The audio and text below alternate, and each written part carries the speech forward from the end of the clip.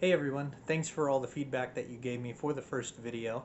I'm hoping to take that and make all of these future videos even better, so I want to make a lot of improvements coming up here.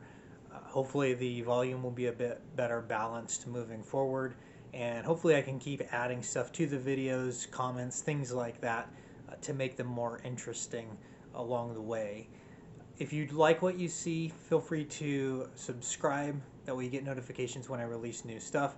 My goal is to be releasing something every week. Go ahead and hit the like button as well, and leave some comments as well if you like what you're seeing. If you have any feedback, things like that, please leave it. Be happy to take a look at those. I can always stand to learn something along the way as well. So with that, we're going to get started with the second video. Enjoy! So the plan with this is I'm going to use this as a template for the electronics cavity. If I don't make this deeper, then it'll just go too deep, and this will sink right into the guitar.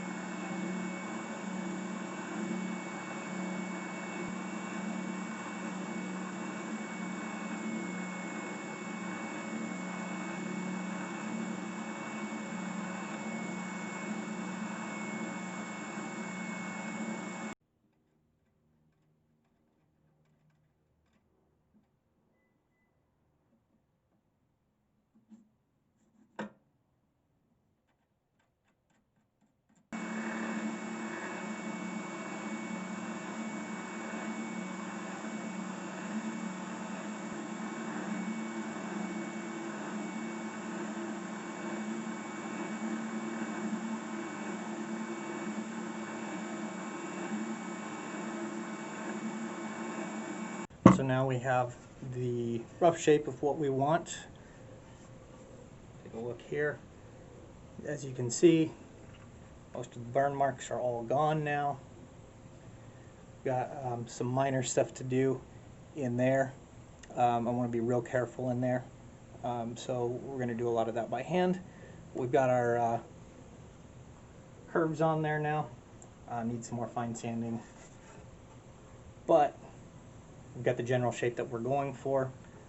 Next step is going to be rounding over all of the edges, because that's what we're looking for in this particular guitar. One thing I do want to bring up as well is the thickness of this. I was going to thin it out more than it already is, but after measuring some guitar bodies, some similar style bodies, it's about at the thickness that we want, and it's going to look different too once we round over all of the edges here. So I'm going to leave it at its current thickness. We might thin it down a little bit on the back, but for the most part it's going to be about this thick. My buddy who I'm building this for chose mahogany because it's fairly heavy, and I also don't want to take out too much more material. That way we can keep the thickness and the weight that we originally wanted with using this type of wood.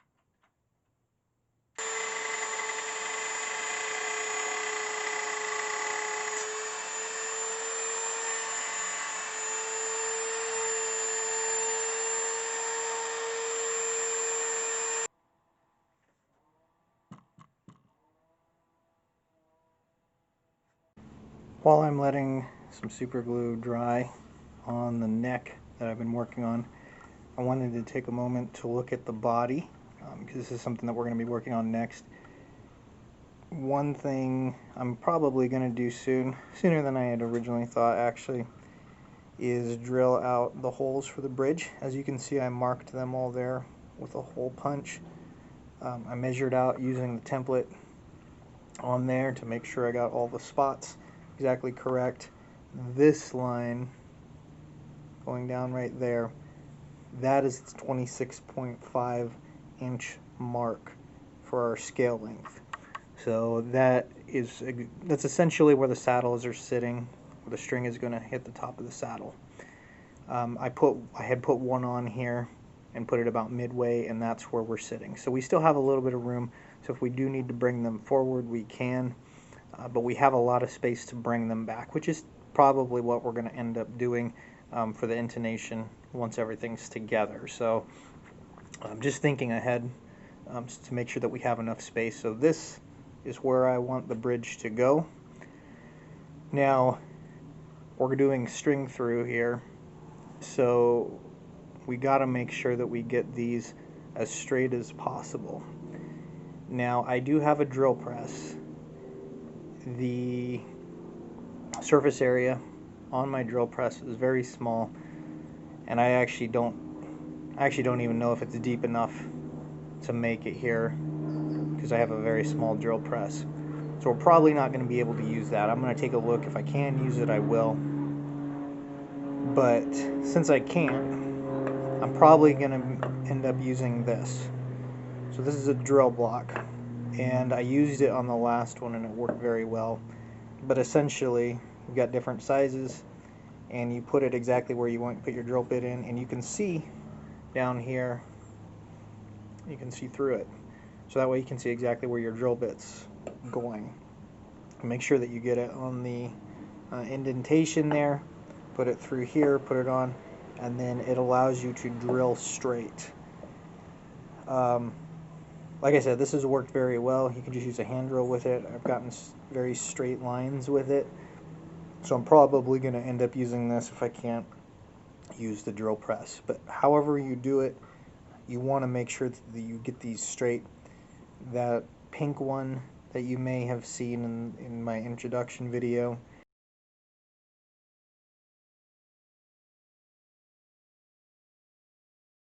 I did not have anything like this. I just did it by hand, and it worked out fine, but on the back the holes ended up being curved a little bit.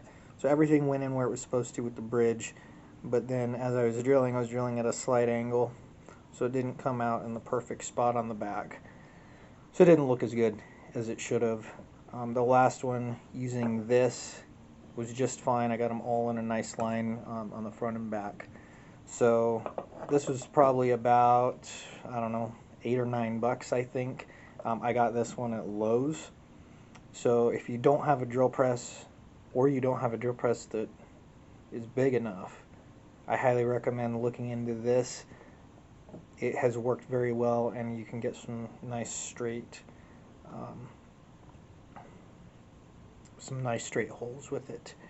I do also have longer drill bits that I'm going to use. So like this, I haven't even opened this one. I actually have a different one that I've already opened. I don't even know why I have this, to be perfectly honest. But a drill bit like this is what I'm going to use here. That way I've got plenty of space to get it through the entire body and into the drill. If I was using a regular drill bit, so something that probably ends about there, you know, that's going to go into the drill, and you've only got about this much space to drill, which is just about as much space as that you have in the block itself. So you do need long drill bits if you are going to use this, so just keep that in mind. If you don't have long drill bits, they aren't super expensive, probably $5 to $10. So I mean, if you get this and a couple of the drill bits that you need, you know, probably $25 or $30 for all of that, but you'll have a lot of uses for this. So we're going to switch gears here and start working on the neck a little bit. the first thing that we're going to need to decide is going to be which side of the wood we want to appear, which side is going to have the fretboard glued to it. So here's a look at our piece of wood. We do have some damage right there, so we definitely don't want that to be on our final piece. And then I've got the neck template right here, so we can take a look at what we want to do. So I like the look of this side right here, so I think we're going to want this to be what appears. Now, one thing to note is we're going to be doing an angled headstock, and this is not thick enough to just do it on the piece of wood. So we're going to need to cut it, flip it, and then glue it so that we get the angle that we want, which is what we're going to be focusing on today. Now, another potential issue that I have is, since this is thicker, I can't cut it with the bandsaw. Usually I can cut the 3-inch ones with it. It's a little rough, but with sanding you get a nice joint and you're good to go. But with this, it's too wide for me to put under the bandsaw like this. So we're going to have to figure something else out, and I don't have a table saw. But if we're going to use this and we want this to be seen, we probably want this on the back, and then we'll have this on the front. Now the other thing to think about is where the headstock is going and how we want that to look, because it's going to be flipped. So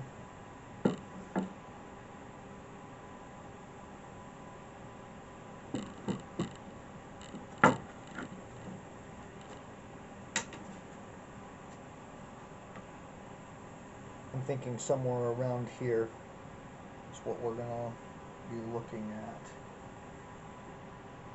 So we'll have extra space back here, a little bit of extra space up here.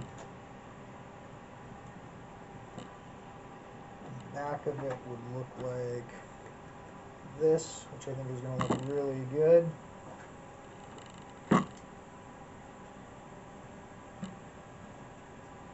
Alright, so let's trace this on our center line.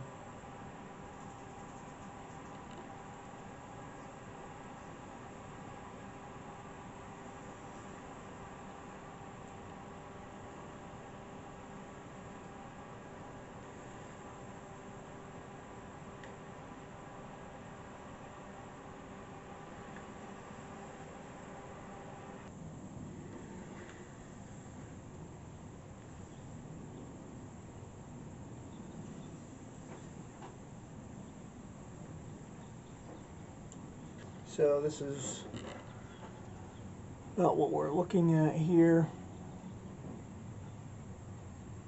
Let's see what we marked. That way we know where to put the template back on.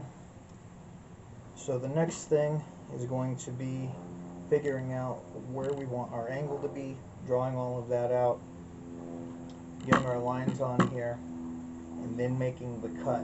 And where we cut here depends on how we want to flip it. There's actually two ways that you can do this. So let's say our nut is going about there. If we were to cut it starting at the nut here and then go like this, and then we flip it, we're going to have we would actually flip it to where it's connecting back here, and your joint is going to be in the middle of the headstock if we cut it here at the nut moving forward. Now if we cut it here going backwards, so let's say we want our angle here and your nut is right here and we cut it here. This is what we're going to do this time. So when we flip it, your joint is going to be on the back of the neck. This top part here is still going to be flat, so then your fretboard goes on top of it, so you don't see any of that right there. The only place that you see the joint is on the back, and it's going to be sort of a circular joint back here. You're not going to see any joint or anything on the headstock. So you can do it both ways.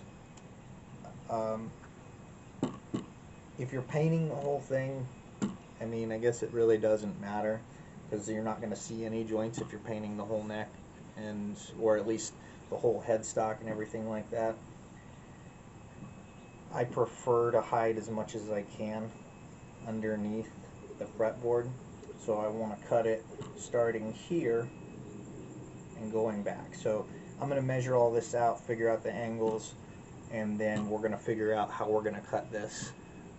So I've drawn out everything right here. A couple things I wanted to bring up. First off, where I made my line on where I want it to end, or I should say the headstock angle to begin, is I went in front of the nut here. Okay, so like the back of the nut will be here, but the front is going to be here. We want to make sure we give ourselves enough space on top so that we can put our nut on there, even though the fretboard is ending right there. So just keep that in mind if you are doing this. Give yourself a little extra space. Ultimately, it won't matter too much in this case because we have extra wood back here. So if I did mess it up here for some reason, and you know, let's say based on my drawing my nut was supposed to be up here, I can just shift everything back. I can just erase what I drew and shift it back using the template. So it's not the most important thing, but since we have extra wood back here, so we can account for any mistakes. We have extra wood here on the headstock as well, so that gives us a little bit of extra room to play with. So this right here is probably what's going to be on the front if I'm cutting it here, but you can see I made my lines all across so I can see at any angle when I'm cutting. I need to make a line right here actually too, but right there is where we're going to be cutting. So then when this front piece right here comes apart, it's going to flip. This is going to connect in the same spot, so it's going to be level here still, and then the angle actually starts where the line is at. That is where the angle of your headstock is going to be. I used this to figure out my angle. I'm going for about 11 degrees is what I'm going for this angle. I think you can probably do anywhere between 10 and 15. I have seen different things. Honestly, I don't really know exactly what your limits are for that. I just know right in that range you should be fine for the most part. So we're going with 11 right here.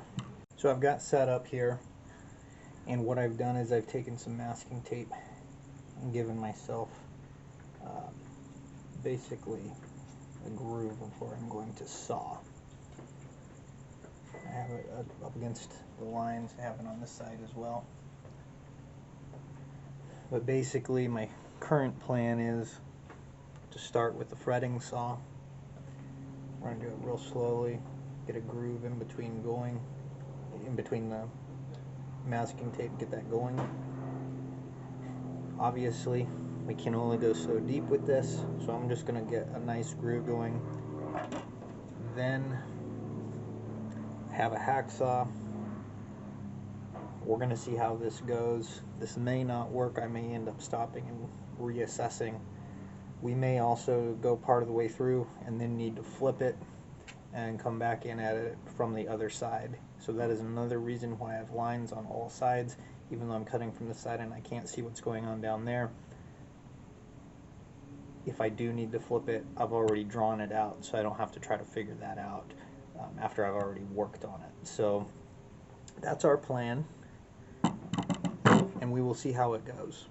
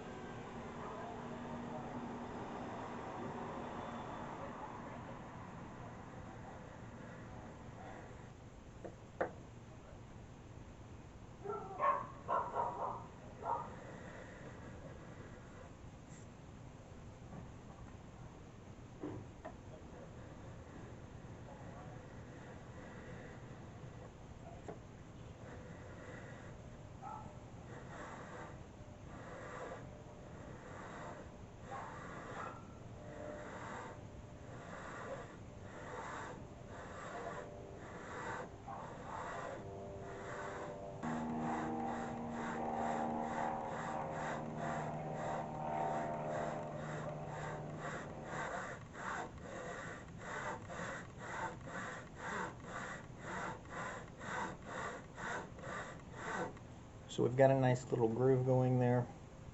As you can see, I started off extremely slow, followed the line, make sure that the line I was making was straight and where I wanted it to be.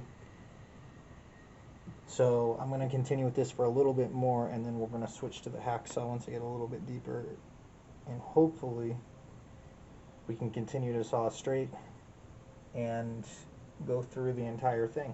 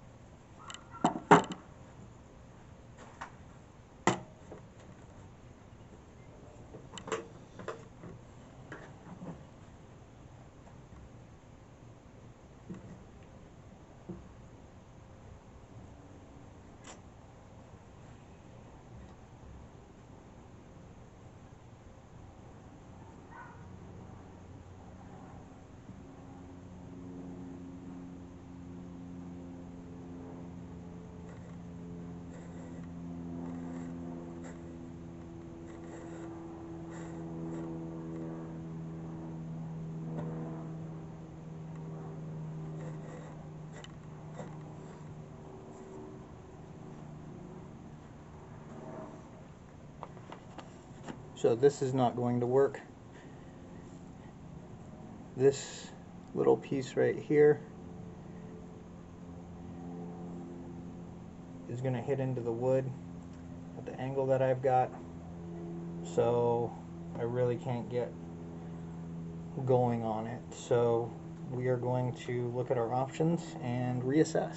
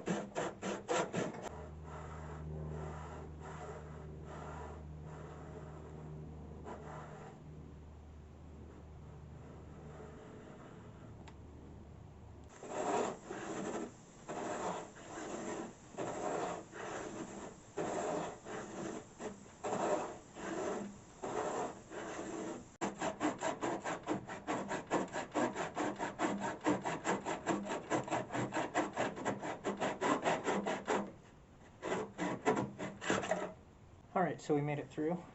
I had to go and start from the other side because the saw wasn't deep enough to keep going. As you'll notice right here,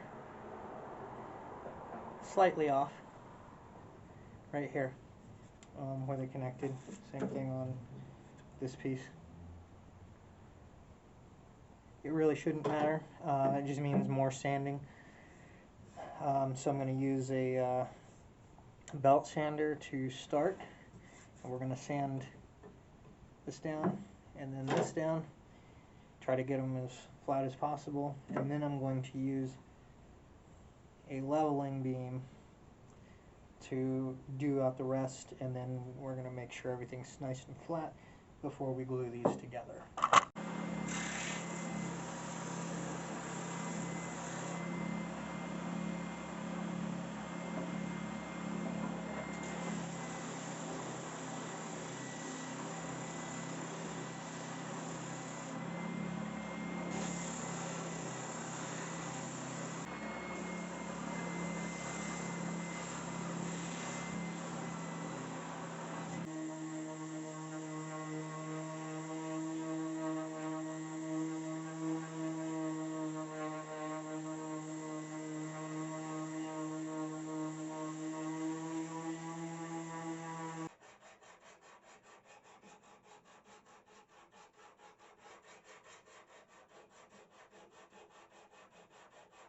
So I've done a lot of the sanding. We leveled out the joint here. Ideally, you want to try to do that with a plane. It's going to give you, I mean, they're basically designed to give you good joints. I don't have a good plane. I also don't have one large enough. So I used a combination of a leveling beam and an orbital sander. I basically just used a straight edge to check each spot kind of as I went, and then just slowly worked my way down by sanding it to get a nice flat surface. So now we are ready to glue. And I've got all my clamps out. Here's a look at what we've got over here.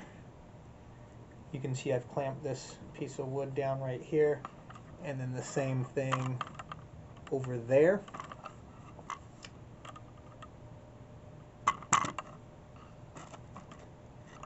And that is going to keep these together, keep them from sliding out. And we're going to clamp all around here once I put the glue on. So since it's extremely hot outside right now, I have to work fairly quickly with the glue. And then we're going to just start clamping it on. I've got a piece of paper down here. That way the glue doesn't get stuck to the table or anything like that. It'll be easy to clean up. One other thing I do want to mention on here, so I mentioned giving yourself extra space. I actually ended up having to move the entire template back just about a 1/4 inch after I did all of this, because where I had originally drawn it, the nut would have been on the angle here, which we don't want. So I just moved it back just enough to get the nut on there. Actually just a little bit more, because we can always sand this down to bring it back even there where we want it to start sloping. But that is why you always want to give yourself some extra space. That way, if you, like in this case, if you had to sand extra material because you weren't able to cut it perfectly straight, it's totally fine, and you just reassess that before you glue it. So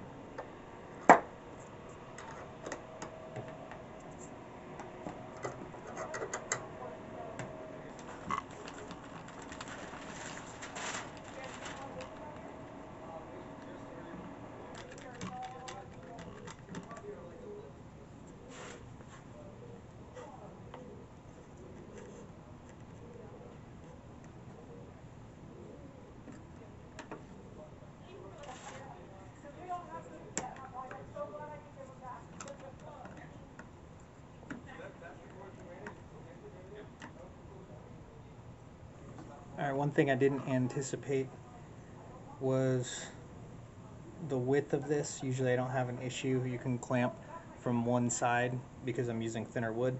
This one I had to go with both sides, so I couldn't use the blocks that I had set to keep it exactly where I wanted.